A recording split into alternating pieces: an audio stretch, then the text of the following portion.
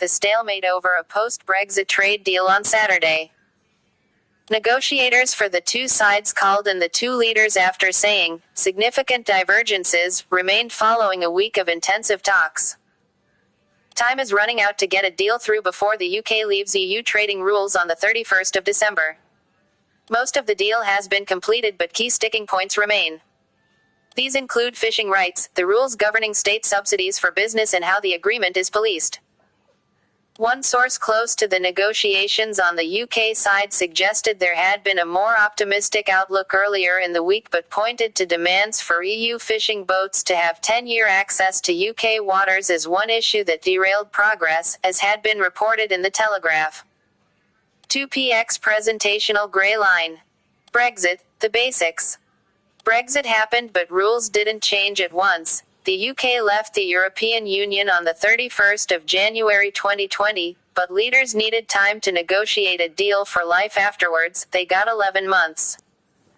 Talks are happening. The UK and the EU have until the 31st of December 2020 to agree a trade deal, as well as other things, such as fishing rights.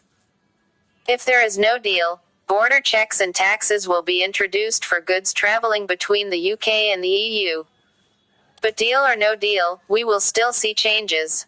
What happens next with Brexit? 2px presentational grey line.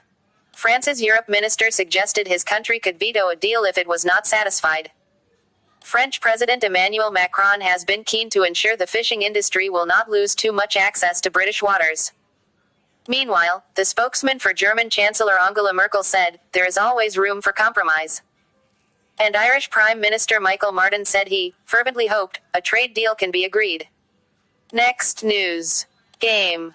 The sporting director of Italian football club Juventus has been placed under investigation over an alleged attempt to speed up Uruguayan striker Luis Suarez's bid for citizenship.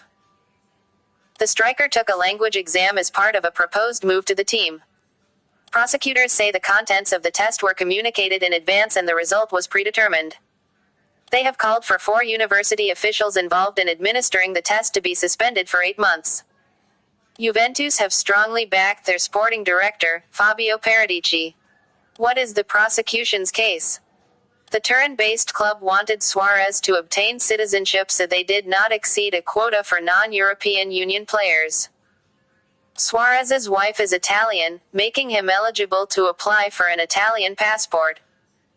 But the 33-year-old player needed to pass a language exam, which he took at the University for Foreigners of Perugia on the 17th of September.